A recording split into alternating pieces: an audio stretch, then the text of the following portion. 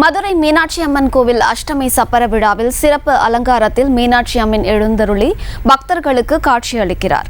இது குறித்தான மேலும் விவரங்களை கொடுப்பதற்காக செய்தியாளர் நவநீத கிருஷ்ணன் இணைப்பில் இருக்கிறார். பேசலாம். நவநீத கிருஷ்ணன், விவரங்கள். நிச்சயமாக அம்ருத். உலகாலும் ஈசன் உலகிற்கு படியளக்கும் லீலையை எடுத்துரைக்கும் வகையில் மதுரையில் நடைபெற்று வரக்கூடிய அன்னை மீனாட்சி சுந்தரேஸ்வரர் அஷ்டம சப்பர விழா வழிநெடுகிலும் ஆயிரக்கணக்கான பக்தர்கள் பக்தி கோஷம் முழங்க சுவாமி தரிசனம் செய்து வருகின்றனர். மீனாட்சி அம்மன் எழுந்தருளிய தேரினை மட்டுமே பெண் பக்தர்கள் வடம் பிடித்து இழுத்து வந்து சுவாமி தரிசனம் செய்து வரக்கூடிய நிகழ்வு நடைபெற்று வருகிறது.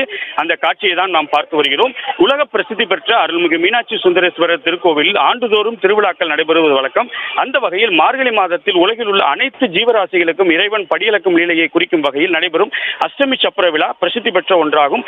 மார்கழி மாத தேய்பிறை அஷ்டமி நாளான இன்று சுவாமிக்கும் அம்மனுக்கும் அதிகாலையில் பல்வேறு சிறப்பு பூஜைகளும் அபிஷேக அலங்காரங்களும் நடைபெற்ற நிலையிலே கோவிலில் இருந்து அலங்கரிக்கப்பட்ட சப்பரத்தில் சுந்தரேஸ்வரர் பிரியா விடையுடனும் மீனாட்சி அம்மன் தனி சப்பரங்களிலும் எழுந்தருளி சிவனடியார்கள் மேலதளங்கள் முழங்க கைலாய வாத்தியங்கள் முழங்க கீழமாசி வீதியில் புறப்பாடாகிய சப்பரமானது யானைக்கல் கீழவெளி வீதி, தெற்குவெளி வீதி, மேலவெளி வீதி, வக்கீல் புதுத்தெரு வழியாக வலம் வந்து மீண்டும் நிலையை அடையக்கூடிய நிலையிலே அஷ்டமி சப்பர திருவிழாவின் போது மீனாட்சி அம்மன் எழுந்தருளிய சப்பரத்தை பெண் பக்தர்கள் மட்டுமே வடத்தினை பிடித்து இழுப்பது தனிச்சிறப்பாகும்.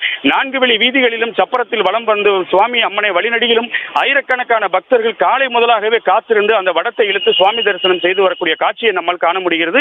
சப்பரத்தின் முன்பாக சிவாச்சாரியர்கள் அரிசியை தூவியபடி செல்லும் போது கீழே சிதறி கிடந்த அரிசியை கூடியிருந்த பக்தர்கள் எடுத்துக்கொண்டு வீடுகளுக்கு செல்வது ஐதீகம்.